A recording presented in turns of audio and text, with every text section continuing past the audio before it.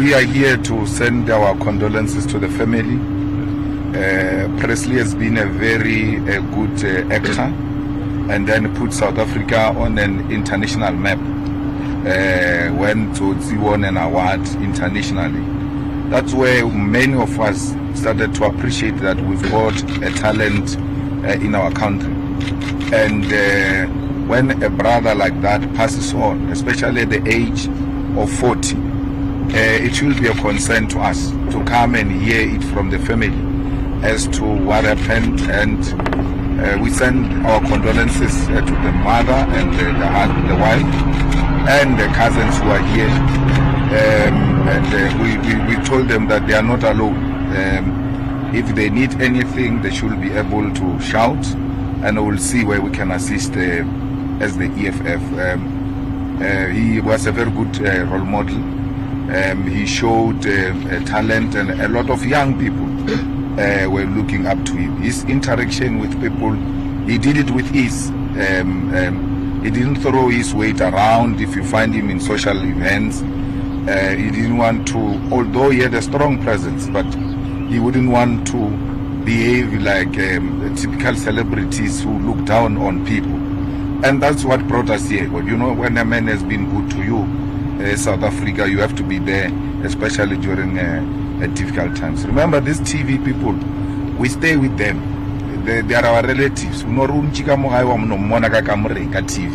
So they are our people. So once something like this happens, you know, one of those people that you actually see more often on your screens is no longer there. But the family is strong. They know what they want. They are looking forward to give him a decent farewell on Saturday. Western Cape High Court, Black Unit. Well, okay, Western Cape High Court, when they rejected the EFF application for levy, it was not the EFF that got rejected. It is the people of South Africa who lost, because they are going to put an increase on fuel. And once you put increase on fuel levy, everything else goes up. The bread that goes to children at schools, the food that goes to patients in hospitals, all of that is going to be affected. And we're already saying life is difficult for our people as it were now. And to put any other increase on fuel levy, it will be to burden our people, and they cannot afford. And we're happy we took up that struggle, and South Africa can know that the 9% in parliament is working for them 24 hours. Some will win, some will lose, and they said we must pay the cost. The good thing is that we're both using junior councils, which means the costs are less. On the case of tax where we won, they said they must pay the tax, and the tax are for senior council. So when they pay us the cost of senior council, which is going to be high, will minus then give it back to them and remain with something. Black Unity. Well, Black Unity is what the EFF stands for, and the EFF has always said black people must unite. It is disingenuous to form another party and say you are calling for black unity. Once you form a party, you are already dividing people. So if you wanted to call for unity of people, you should have joined the EFF and not form a parallel organization. But I've got a problem. Why is this unity of black parties only directed at EFF? They never complain that the ANC doesn't want to unite with them. They never complain that PA doesn't want to unite with them. Every time, EFF. We're not going to allow that. You can see it's not black unity. This is an agenda to destroy the EFF. Because why are they not giving you a report about black unity with UDM? Why are they not giving you a report about all these many black formations that are there? So we don't buy into that story, because we believe that it's not genuine. Floyd, working with Floyd in Parliament? I don't work with Floyd anyway. Parliament or soccer match or anything. I don't work with Floyd. I'm fooling into a Floyd. So I'm not getting involved. I am queen here. So it's not our problem. We are in parliament, we are working in parliament, and that's it. If it comes to parliament, you will find us rolling. The parliament now is run by young boys. Young people are running that thing. And if he comes then thinks he can impose himself on them, they are already ready for him.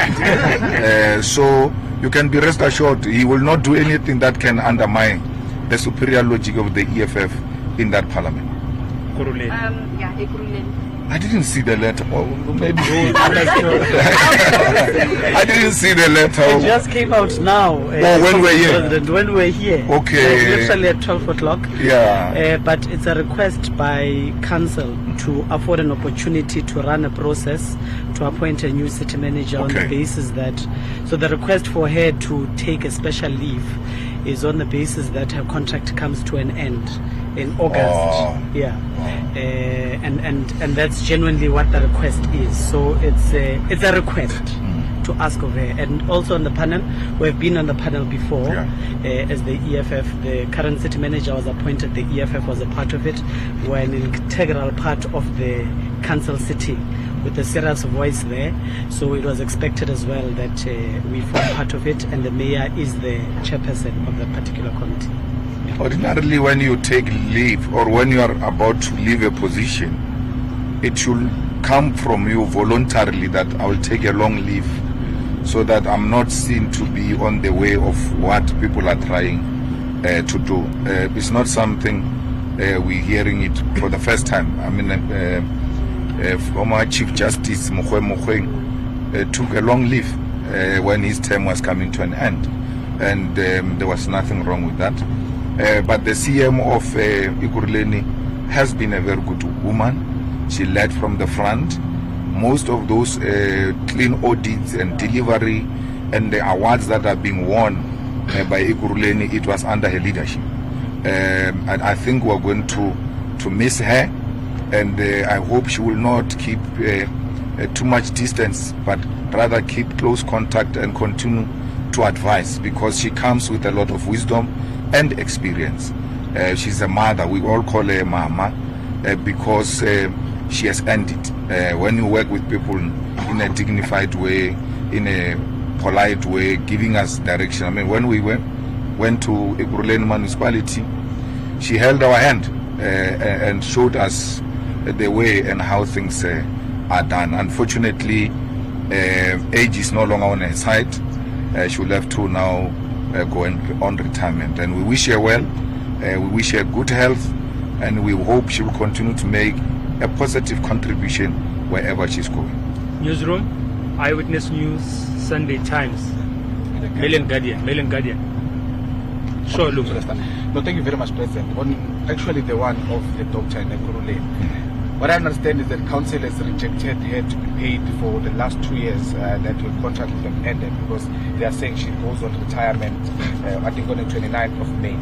Are you then, as the EFF, going to support saying that she must be paid the remainder? I know council rejected that, but is the EFF saying she must be paid for the remainder? And secondly, the new chief whip of MK Party has come and said, look, they would like to meet with the leadership of the EFF on a working relationship on the progressive caucus. Is that now that a person like Julius Malema has left, that you would consider Colleen to coming to you and trying to find a balance in between to working together? Thank you very much. Well, the first one of the council having discussions about that, I don't remember the council taking such a resolution. All I know is that she had wanted a contract to be extended until it finishes, even when she has reached a retirement age, and there is no such a council resolution.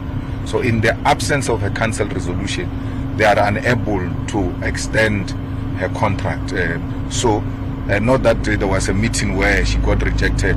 I don't remember that discussion, and we had just had a council now the past Thursday. I don't think that is correct. I think she's going on retirement, and you know, when you go on retirement, there's no special package that you get to be given. You retire with your things that you were saving or things like that. So I don't think it should be a big issue. They should be able to find each other, as it were, in that municipality. And we speak, the Progressive Caucus still meets in Parliament. I mean, when we went to reject the budget, the Progressive Caucus had a meeting and spoke about how we are going to approach all of this. And we'll continue to do that. Nothing changes.